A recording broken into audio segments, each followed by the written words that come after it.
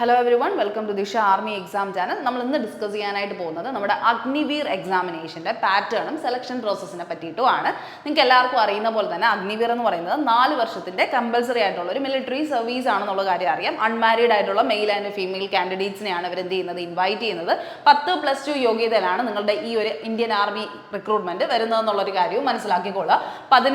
to 21 vayassu opportunity exam pattern we discuss this selection process exam pattern. Selection process first 4 stages. 4 stages finally merit list stages first online common entrance examination CBT examination computer based online examination subjects subjects mark that's the physical fitness test. Army rally physical fitness test. Fit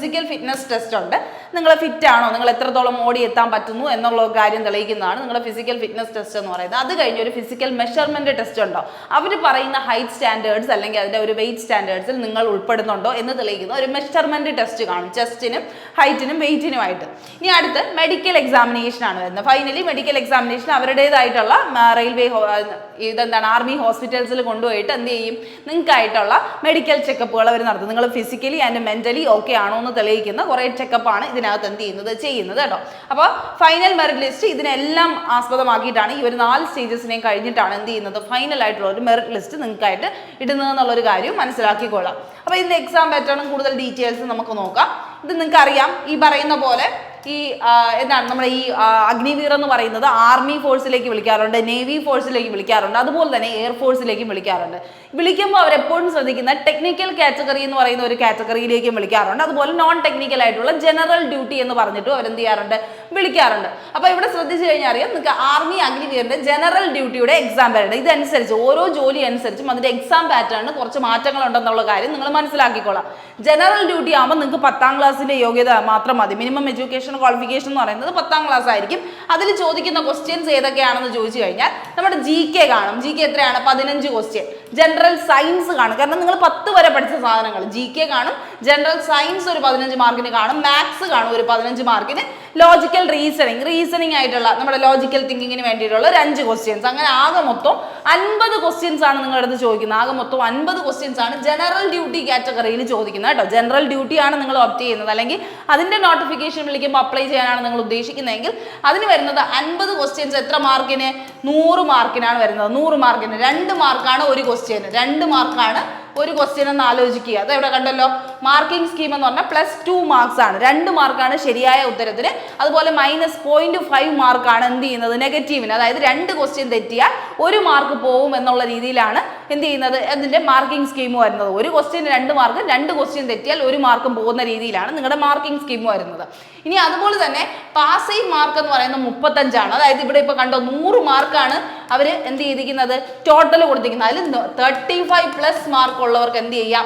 ഈ പറയുന്ന examination qualify ആവാം എന്നുള്ള ഒരു കാര്യം അവർ എടുത്തു പറയുന്നുണ്ട്. അപ്പോൾ ഇപ്പോഴേ പാസിംഗ് മാർക്സ് ഇട്ടാണ് അവർ തരുന്നത്. അപ്പോൾ ആ ഒരു മാർക്ക് നമ്മുടെ മൈൻഡിൽ ഉണ്ടായിരിക്കണം. അതിനേക്കാളും കൂടുതൽ വാങ്ങാൻ നോക്കണം. ഒന്നുമില്ലെങ്കിലും 100ന്റെ പകുതിയായ 50 മാർക്കെങ്കിലും നമ്മൾ മേടിക്കാനായിട്ടുള്ള ശ്രമങ്ങൾ നമ്മൾ നടത്തണം. അപ്പോൾ ഇത് നമ്മളെ കൊണ്ട് നടത്തുന്ന കാര്യമാണ്. കാരണം 10ാം ക്ലാസ്സിന്റെ സിലബസ് ബേസ് ചെയ്തിട്ടാണ് ഈ ഒരു എക്സാമിനേഷൻ പാറ്റേൺ നടത്തുന്നത് കേട്ടോ. ഇതെന്ന് പറഞ്ഞാൽ ജനറൽ ഡ്യൂട്ടിയാണ്. ഇനി അടുത്ത് വരുന്നത് ആർമി അഗ്നിവീറിന്റെ തന്നെ ടെക്നിക്കൽ എക്സാം പാറ്റേൺ ആണ്. ടെക്നിക്കൽ ജോലികൾക്ക് വേണ്ടിയിട്ടുള്ള എക്സാം പാറ്റേൺ ഉണ്ട്, ടെക്നിക്കൽ ആയിട്ടുള്ള. അപ്പോൾ അതിൽ വരുന്ന എന്തൊക്കെയാണെന്ന് നോക്കാം. ടെക്നിക്കൽ എന്ന് പറയുമ്പോൾ ഓട്ടോമാറ്റിക്കലി അവർ +2 ചോദിക്കാറുണ്ട്. +2 ക്വാളിഫിക്കേഷൻ SSR കാറ്റഗറിയിലേക്കാണ് വിളിക്കുന്നത്. അപ്പം അതിനെന്ത് ചെയ്യാറുണ്ട്? അവർ +2 ക്വാളിഫിക്കേഷൻ ചോദിക്കാറുണ്ട്. അപ്പോൾ അതിന് വരേണ്ട സബ്ജക്ട്സുകൾ ഏതൊക്കെയാണെന്ന് ചോദിച്ചു കഴിഞ്ഞാൽ GK പഠിച്ചിരിക്കണം. നിങ്ങൾ GK അറിഞ്ഞിരിക്കണം, മാത്സ് അറിഞ്ഞിരിക്കണം, ഫിസിക്സ് അറിഞ്ഞിരിക്കണം, കെമിസ്ട്രി അറിഞ്ഞിരിക്കണം. അതായത് നിങ്ങൾക്ക് എന്താണ് സയൻസ് ബാക്ക്ഗ്രൗണ്ടിൽ നിന്നായിരിക്കും ക്വസ്റ്റ്യൻ വരുന്നത്. അത് പലപ്പോഴും +2 സയൻസ് എടുത്തവർക്ക് വേണ്ടിയിട്ടുള്ള ഒരു അവസരമായിട്ടാണ് പറയാറുള്ളത്. എന്ന് പറഞ്ഞു കഴിഞ്ഞാൽ GK ഉണ്ട്, മാത്സ് ഉണ്ട്, ഫിസിക്സ്, കെമിസ്ട്രി ഉണ്ട്. അത് നമ്മൾ എപ്പോഴും ശ്രദ്ധിക്കേണ്ട കാര്യമാണ്. വരുന്ന ക്വസ്റ്റ്യൻ കണ്ടല്ലോ, 10 ക്വസ്റ്റ്യൻസ്, മാത്സിൽ നിന്ന് 15 ക്വസ്റ്റ്യൻ, ഫിസിക്സിൽ നിന്ന് 15, കെമിസ്ട്രിയിൽ നിന്ന് 10 ക്വസ്റ്റ്യൻ, അങ്ങ് ആകെ മൊത്തം 50 ക്വസ്റ്റ്യൻസ്. എത്ര മാർക്കിനാണ് നോക്കിയേ? 200 മാർക്കിന്. ടെക്നിക്കൽ എക്സാമിനേഷൻ ആയതുകൊണ്ട് 200 മാർക്കിനാണ് ചോദിക്കുന്നത്. ഇതൊരു 10+2 സ്റ്റാൻഡേർഡ് ലെവലിലാണ് ഈ ഒരു ക്വസ്റ്റ്യൻസ് ഉണ്ടാവുന്നത് കേട്ടോ. അപ്പോൾ ഇവിടെ വരുന്നത് നിങ്ങൾക്ക് ടോട്ടൽ 200 ക്വസ്റ്റ്യൻസ് ആണ് വരുന്നത്. ആ 200 ക്വസ്റ്റ്യനിൽ നിങ്ങളുടെ പാസിംഗ് മാർക്ക് എന്ന് പറയുന്നത് എത്രയാണ്? 80 മാർക്കാണ്. 80. അപ്പൊ ഇവിടെ കണ്ടോ, 50 ക്വസ്റ്റ്യൻ 200 മാർക്കാണെങ്കിൽ ഒരു ക്വസ്റ്റ്യൻ എത്ര മാർക്കാണ്? 4 മാർക്കാണ് വരുന്നത്. 4 മാർക്ക്. അപ്പോൾ candidate will be given 4 mark for each correct answer എന്ന് മനസ്സിലാക്കിക്കോളാം. അതുപോലെ തന്നെ negative marking in this exam എന്ന് പറഞ്ഞാൽ 1 മാർക്കാണ്. ഒരു ക്വസ്റ്റ്യൻ തെറ്റി 1 മാർക്ക് അങ്ങ് ഡയറക്റ്റ് പോവുകയാണ് ചെയ്യുന്നത്. ഒരു ക്വസ്റ്റ്യന് 4 മാർക്കും ഒരു ക്വസ്റ്റ്യൻ തെറ്റിക്കഴിഞ്ഞാൽ 1 മാർക്കും പോകും എന്നുള്ള ഒരു അവസ്ഥയായിരിക്കും നിങ്ങൾക്ക് വരുന്നത് കേട്ടോ. അതാണ് ഇവിടെ എഴുതിയിരിക്കുന്നത്. 4 മാർക്കാണ് കറക്റ്റ് ആൻസർ, 1 മാർക്ക് നെഗറ്റീവിനും പോകും. അങ്ങനെയാണ് ആകെ മൊത്തം നിങ്ങൾക്ക് 80 മാർക്കെങ്കിലും, അതായത് ശരിക്കും പറഞ്ഞു കഴിഞ്ഞാൽ 200ന്റെ പകുതിയായ 100എങ്കിലും നമ്മൾ മേടിക്കാനായിട്ട് ശ്രമിക്കുക കേട്ടോ. 200ന്റെ പകുതിയായ 100 മാർക്കിലേക്ക് എത്താനുള്ള ശ്രമങ്ങൾ നിങ്ങളുടെ ഭാഗത്തുനിന്ന് ഉണ്ടാവട്ടെ. ഓക്കെ, അതാണ് രണ്ടാമത്തെ എക്സാം പാറ്റേൺ ആയിട്ടുള്ള ടെക്നിക്കലിന്റെ എക്സാം പാറ്റേൺ എന്ന് പറയുന്നത്. ഓക്കെ, ഇനി അടുത്ത് ആർമി അഗ്നിവീറിന്റെ ക്ലറിക്കൽ എക്സാം പാറ്റേൺ ഉണ്ട്. എന്തുണ്ട്? Clerical exam pattern. ഈ സ്റ്റോർ കീപ്പർ അങ്ങനെയൊക്കെ പറഞ്ഞ് വർക്ക്ഷോപ്പ് എന്നൊക്കെ പറഞ്ഞിട്ട് ക്ലറിക്കൽ പോസ്റ്റുകൾ വിളിക്കാറുണ്ട്. അപ്പൊ അതിലേക്കുള്ള ഇതെന്ന് പറഞ്ഞു കഴിഞ്ഞാൽ എങ്ങനെയാണ്? പാർട്ട് 1 എന്നുകൊണ്ട് പാർട്ട് 2 എന്ന് പറഞ്ഞ് 2 സെക്ഷനായിട്ട് തിരിച്ചു വെച്ചിട്ടാണ് എക്സാം നടത്തുന്നത്. അപ്പൊ നിങ്ങൾ ശ്രദ്ധിക്കുക, ഓരോ എക്സാമിനും ഓരോ പാറ്റേണിലാണ് അവർ നടത്തുന്നത്. അപ്പൊ അതിനനുസരിച്ച് നമ്മൾ എന്ത് ചെയ്യണം? നമ്മുടെ ആ ഒരു സിലബസ് കൃത്യമായി മനസ്സിലാക്കി നമ്മൾ പഠിക്കാനായിട്ടുള്ള ശ്രമങ്ങൾ സ്റ്റാർട്ട് ചെയ്യണം. ഇനി ഇതിൽ പാർട്ട് 1 വരുന്ന എന്താണ്? GK വരുന്നുണ്ട്, ജനറൽ സയൻസ് വരുന്നുണ്ട്, മാത്സ് വരുന്നുണ്ട്, കമ്പ്യൂട്ടർ സയൻസ് വരുന്നുണ്ട്. അപ്പൊ എന്തൊക്കെയാണ് പഠിക്കേണ്ടത് അവിടെ? നിങ്ങൾക്ക് GK നോർമലി എല്ലാത്തിനും GK ചോദിക്കാറുണ്ട്. അത് GK 5 മാർക്കിനേ ഉള്ളൂ. അത് കഴിഞ്ഞ് GS, നമ്മൾ 10 വരെ പഠിച്ച GS ഉണ്ട്. അത് കഴിഞ്ഞ് മാത്സ് എന്ന് പറയുമ്പോഴും എന്താണ്? ഇതേപോലെ തന്നെ 10 മാർക്കിനേ ചോദിക്കുന്നുള്ളൂ. പിന്നെ എന്താണ്? കമ്പ്യൂട്ടർ സയൻസ് എന്ന് പറഞ്ഞൊരു സംഭവം കൂടെ വരുന്നുണ്ട്. അത് എത്രയാണ്? വെറും 5 മാർക്കിനാണ് ചോദിക്കുന്നത്. 5 മാർക്കിന്. അങ്ങനെയാണ് അതിന്റെ ആ ഒരു പാറ്റേൺ. പാർട്ട് 1ന്റെ പാറ്റേൺ വരുന്നത് എല്ലാത്തിനും എത്രയാണ്? 20 അങ്ങനെ എന്ന് പറഞ്ഞാൽ 4 മാർക്കാണ് ഇവിടെ എന്ത് ചെയ്തിരിക്കുന്നത്? കൊടുത്തിരിക്കുന്നത് 4 മാർക്ക്. ഓക്കെ, അപ്പൊ 4 മാർക്കാണ് അവിടെ കൊടുത്തിരിക്കുന്നത്. ഓക്കെ, 40, 20, 60, 80, 100. 100-നാണ് നിങ്ങൾക്ക് എത്ര പാസ് മാർക്ക് ഇവിടെ ചോദിച്ചിരിക്കുന്നവര്? 32 കേട്ടോ, 32. ഓക്കെ, മനസ്സിലാവുന്നുണ്ടോ? 100 ക്വസ്റ്റ്യൻ 100 മാർക്കിന് നിങ്ങൾക്ക് അവിടെ 32 മാർക്കാണ് പാസ് മാർക്ക് എവിടെ വേണ്ടത്? പാർട്ട് 1 വേണ്ടത്. അതായത് ഇത്രയെങ്കിലും പാസ്സായാൽ മാത്രമേ നിങ്ങളുടെ എന്ത് ചെയ്യത്തുള്ളൂ? നിങ്ങളുടെ പേപ്പർ വാല്യൂ ചെയ്യൂ എന്നുള്ളൊരു കാര്യം മനസ്സിലാക്കണം. ഇവിടെ കണ്ടോ, പാർട്ട് 2 എന്ന് പറഞ്ഞ ജനറൽ ഇംഗ്ലീഷ് കൊടുത്തിരിക്കുന്ന ഇംഗ്ലീഷ് കാറ്റഗറി ക്ലറിക്കൽ പോസ്റ്റ് ആയതുകൊണ്ട് ഇംഗ്ലീഷിന് എത്ര മാർക്കുണ്ട്? 25 മാർക്ക്. 25 ക്വസ്റ്റ്യൻസ് ഉണ്ട്. 100 മാർക്കിന് ചോദിക്കുന്നുണ്ട്. 25 ക്വസ്റ്റ്യൻ 100 മാർക്കിന് ക്വസ്റ്റ്യൻ ചോദിക്കാറുണ്ട്. അങ്ങനെ ആകെ മൊത്തം 50 ക്വസ്റ്റ്യൻസ് ആണ് എത്ര മാർക്കിന് ചോദിക്കുന്നത്? 200 മാർക്കിന് ചോദിക്കുന്നതെന്ന് മനസ്സിലാക്കിക്കോളൂ കേട്ടോ. അപ്പൊ അത് മനസ്സിലാക്കണം. 2 പാർട്ടുണ്ട്. 2 പാർട്ടിന് നിങ്ങൾ എന്ത് ചെയ്യണം? ക്വാളിഫൈ ആവണം. ഇവിടെ എത്രയാണ്? 32 മാർക്ക്. ജനറൽ ഇംഗ്ലീഷ് കാറ്റഗറിയിൽ നിന്നും 32 മാർക്ക്. 2ൽ നിന്നും കൂടെ 32 മാർക്ക് മിനിമം നിങ്ങൾ ക്വാളിഫൈങ് ചെയ്യാനായിട്ട് വാങ്ങിക്കണം. അതിൻ്റെ ഒപ്പം നിങ്ങളുടെ പാസിംഗ് മാർക്ക് എന്ന് പറയുന്നത് എത്രയാണ്? ഇവിടെ വരുന്നത് 80 മാർക്കാണ് കേട്ടോ. 80 മാർക്ക്. ഇതിപ്പം 32 കൂടെ 64 മാർക്കേ ആവണുള്ളൂ ക്വാളിഫൈ ആവാൻ. പക്ഷെ നിങ്ങൾ ശരിക്കും പാസ്സാവാൻ വേണ്ടതായിട്ടുള്ള മാർക്ക് എത്രയാണ്? പാസ്സാവാൻ വേണ്ടതായിട്ടുള്ള മാർക്ക് 80 ആണ്. 80. ഓക്കെ, പാസ്സാവാൻ വേണ്ടതായിട്ടുള്ള മാർക്ക് എത്രയാണ്? 80 ആണ്. 200-ന് 80 മാർക്കാണ് നിങ്ങൾക്ക് വേണ്ടത്. കാരണം എന്താണ്?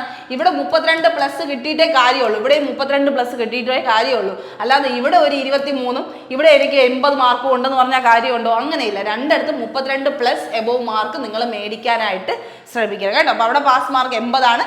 ഈച്ച് കറക്റ്റ് ആൻസറിന് 4 മാർക്കും ഒരു റോങ് ആൻസറിന് നിങ്ങൾക്ക് 1 മാർക്കുമാണ് പോകുന്നത്. ഓക്കെ, അതാണ് വരുന്നത്. അപ്പോൾ ഇത്രയും പോസ്റ്റുകളാണ് വിളിക്കാറുള്ളത്. Clerical post, technical post, general duty post, പിന്നെ ട്രേഡ്സ്മാൻ എന്ന് പറഞ്ഞ പോസ്റ്റും ഉണ്ട്. അത് ഏകദേശം ഈ ഒരു പാറ്റേണിൽ തന്നെയാണ് വിളിക്കാറുള്ളത് കേട്ടോ. അപ്പോൾ അത് ഓരോ ട്രേഡ് അനുസരിച്ച് മാറി വരും, ട്രേഡിൻ്റെ ഇതനുസരിച്ച്. ഓക്കെ, ഇനി അടുത്ത് നിങ്ങൾക്ക് പഠിക്കുക എന്താണ് ചെയ്യേണ്ടത്? Exam pattern. നമ്മുടെ എക്സാം എഴുതേണ്ട പാറ്റേൺ ആണ് നമ്മളിപ്പോൾ പറഞ്ഞത്. ഇനി അടുത്ത് വരുന്നത് എന്താണ്? ഫിസിക്കൽ സ്റ്റാൻഡേർഡിൻ്റെതാണ്. ഫിസിക്കൽ എങ്ങനെയാണ് ഫിസിക്കൽ കണ്ടക്ട് ചെയ്യുന്നതെന്ന് ഞാൻ പറഞ്ഞില്ലേ? മെഷർമെൻറ്റും ഉണ്ട്, അതുപോലെ തന്നെ ഫിറ്റ്നസ് ടെസ്റ്റ് അടക്കുന്ന റാലിയും ഉണ്ടെന്ന് ഞാൻ പറഞ്ഞു. അതിൽ ഫസ്റ്റ് എന്താണ്? ഫിസിക്കൽ സ്റ്റാൻഡേർഡ് ആണ് നോക്കുന്നതെങ്കിൽ ആദ്യം ശരിക്കും പറഞ്ഞാൽ നിങ്ങൾ ഓടിയിട്ട് വന്നിട്ടായിരിക്കും നിങ്ങളുടെ പൊക്കവും കാര്യങ്ങളൊക്കെ നോക്കുന്നത്. അപ്പോൾ ഫസ്റ്റ് ഇതായിരിക്കും നടക്കുന്നത്, ഫിസിക്കൽ റാലി ആയിരിക്കും നടക്കുന്നത്. റാലിയിൽ വരുന്ന എന്താണ്? 1.6 കിലോമീറ്റർ റണ്ണിങ്, 1600 മീറ്റർ റണ്ണിങ് ആണുള്ളത്. റേസ് പോലെ എല്ലാവരും ഒരുമിച്ചിട്ട് ഓട്ടിക്കുകയാണ് ചെയ്യുന്നത്. അവർ ടൈം വച്ചിരിക്കും. ആ ടൈമിനുള്ളിൽ നിങ്ങൾ എന്ത് ചെയ്യണം? എൻറ്റർ ചെയ്യണം. ഇവിടെ പറയുന്നുണ്ട് 1.6 കിലോമീറ്റർ റണ്ണിങ് ആണ് വരുന്നത്. അതിനെന്ത് ചെയ്യും? ഗ്രൂപ്പ് 1ഉം ഗ്രൂപ്പ് 2 ആയിട്ട് അവർ എന്ത് ചെയ്തിട്ടുണ്ട്? വേർതിരിച്ചിട്ടുണ്ട്. കാരണം എന്തിനാ? എങ്ങനെയാണെന്ന് ചോദിച്ചു കഴിഞ്ഞാൽ അപ് ടു 5 minutes 30 seconds ഈ പറയുന്ന 1.6 കിലോമീറ്റർ 5 മിനിറ്റ് 30 സെക്കൻഡിനുള്ളിൽ ഓടി എത്തിയവരാണെങ്കിൽ അവരെ ഒരു കാറ്റഗറി ആയിട്ട് മാറ്റും. അതാണ് ഗ്രൂപ്പ് 1 കാറ്റഗറി. അവർക്കായിരിക്കും ഏറ്റവും കൂടുതൽ മാർക്ക് കൊടുക്കുന്നത്. മാർക്കിംഗ് ഉണ്ട് കേട്ടോ. 60 മാർക്കുണ്ട്. 5 മിനിറ്റ് 30 സെക്കൻഡിനുള്ളിൽ എത്തിയതുകൊണ്ട് അവർക്ക് എത്ര മാർക്കുണ്ട്? 60 മാർക്കുണ്ട്. ഇനി ഗ്രൂപ്പ് 2 ഉണ്ട്. 5 മിനിറ്റ് 31 സെക്കൻഡിനും 5 മിനിറ്റ് 45 സെക്കൻഡിനും ഇടയിൽ ഓടി എത്തിയവരാണെങ്കിൽ അവർ രണ്ടാമത്തെ ഗ്രൂപ്പിലായിരിക്കും തിരിക്കുന്നത്. അപ്പോൾ അങ്ങനെയാണ് ഈ പറയുന്ന 1.6 കിലോമീറ്റർ റണ്ണിങ് ഈ 2 കാറ്റഗറിയിൽ പെട്ടിട്ട് നിങ്ങൾക്ക് എന്ത് ചെയ്യാം? ഓടി തീർക്കാം. പക്ഷെ നിങ്ങൾ ശ്രദ്ധിക്കുക, ഗ്രൂപ്പ് 1 5 മിനിറ്റ് 30 സെക്കൻഡിൽ ഓടി എത്തിയെങ്കിൽ നിങ്ങൾക്ക് വരുന്ന മാർക്ക് 60ഉം 5 മിനിറ്റ് 31നും 5 മിനിറ്റ് 45നും ഇടയിൽ ഓടിയെത്തിയെങ്കിൽ നിങ്ങൾക്ക് 48 മാർക്കുമാണ് വരുന്നത്. സ്കോറിന്റെ ലെവൽ ആ ഒരു ചേഞ്ച് കണ്ടല്ലോ.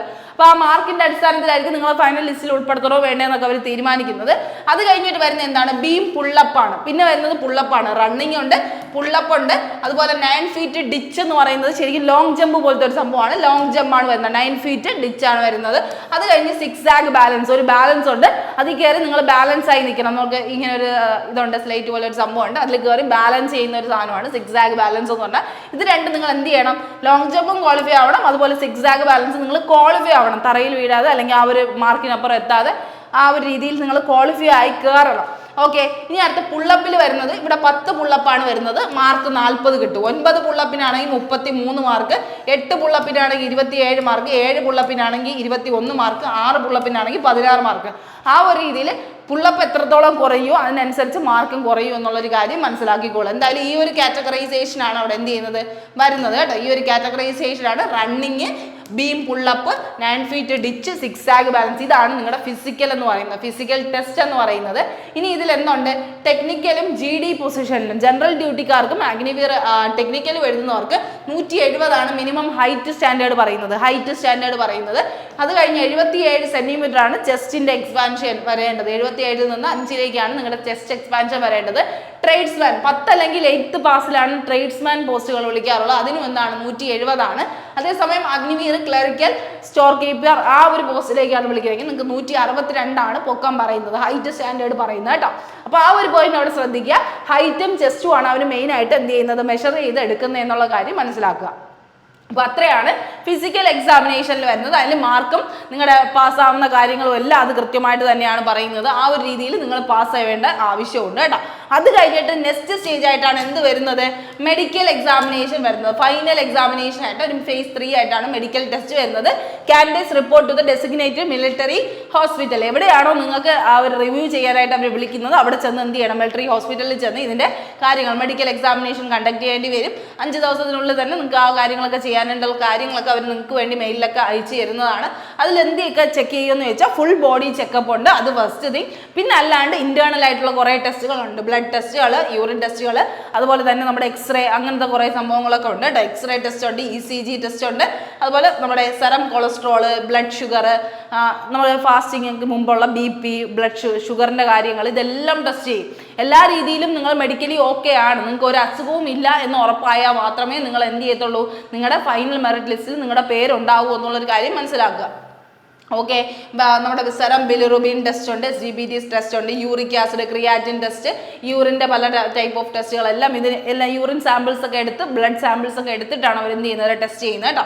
അപ്പോൾ അങ്ങനത്തെ കുറേ കാര്യങ്ങളുണ്ട്. പിന്നെ ടെസ്റ്റ് ഫോർ നാർക്കോട്ടിക് ഡ്രഗ്സ്, എന്തെങ്കിലും ഡ്രഗ്സ് യൂസ് ചെയ്യുന്നുണ്ടെങ്കിൽ അതിൻ്റെ ടെസ്റ്റ് ഉണ്ട്. പിന്നെ അവർക്ക് തോന്നുന്ന എന്തൊക്കെയാണോ നിങ്ങളുടെ ഫുൾ ബോഡി ചെക്കപ്പിൽ എന്തൊക്കെയാണോ അവർക്ക് മാറ്റം വരുത്തേണ്ടത് ആ ഒരു രീതിയിലുള്ള എല്ലാ ടൈപ്പ് ഓഫ് ടെസ്റ്റുകളും അവർ ചെയ്യും എന്നുള്ളൊരു കാര്യം ഇപ്പോഴേ പറഞ്ഞിട്ടുണ്ട് കേട്ടോ. Any other test necessary in the opinion of the medical officer. Medical ഓഫീസറിന് എന്തൊക്കെ ടെസ്റ്റ് ആണോ അപ്പോൾ ചെയ്യാനായിട്ട് വില്ലിംഗ് ആയിട്ടുള്ളത് അതെല്ലാം അവർ എന്ത് ചെയ്യും? ചെയ്യിപ്പിക്കുക തന്നെ ചെയ്യും. അപ്പോൾ ഇത്രയും ഭാഗങ്ങളാണ് നമുക്ക് എന്ത് ചെയ്യുന്നത്? അഗ്നിവീർ എന്ന് പറയുന്ന ഒരു എക്സാം എഴുതുമ്പോൾ ഫേസ് ചെയ്യാനായിട്ടുള്ളത്. ഒന്നാമത്തത് റിട്ടേൺ എക്സാമിനേഷൻ, രണ്ടാമത്തെ ഫിസിക്കൽ മെഷർമെൻറ്റും ഫിസിക്കൽ ഫിറ്റ്നസ് ടെസ്റ്റും, അത് കഴിഞ്ഞിട്ടാണ് മെഡിക്കൽ വരുന്നത്. അപ്പോൾ ഇത്രയും സ്റ്റേജസ് കഴിഞ്ഞാലാണ് നിങ്ങൾക്ക് എന്ത് ചെയ്യുന്നത്? ഫിസിക്കൽ എന്ന് നിങ്ങളുടെ ഒരു അഗ്നിവീർ എന്ന് പറഞ്ഞൊരു ജോലി നിങ്ങളുടെ കയ്യിലേക്ക് സ്വന്തമാവുന്നത്. വെറും 4 വർഷത്തേക്കാണ് നിങ്ങളുടെ സർവീസ് എങ്കിൽ പോലും നിങ്ങൾക്ക് കിട്ടുന്ന സാലറി പാക്കേജിങ്ങും കാര്യങ്ങളും നിങ്ങളുടെ റെസ്പോൺസിബിലിറ്റി ഒക്കെ വെച്ച് നോക്കുകയാണെങ്കിൽ നിങ്ങൾക്ക് നല്ലൊരു ജോലിയാണ് കയ്യിൽ കിട്ടുന്നതുകൊണ്ടാണ് ഇത്രയും സ്റ്റേജസിലൂടെ നിങ്ങൾ എന്ത് ചെയ്യുന്നത്? കടത്തിക്കൊണ്ട് പോകുന്നത്.